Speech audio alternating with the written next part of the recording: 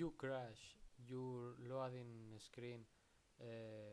or stuck on black screen or other error in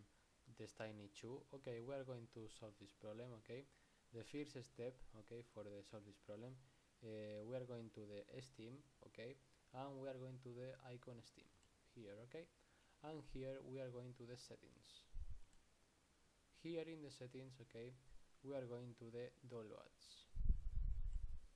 and here in the downloads we are going to the click, okay, clear cache, and click to confirm. Okay, the second step, okay, we are going to the library, and you have here, okay, in the Destiny 2, okay, you go to the manage and properties, and here in the properties, in the general, in the section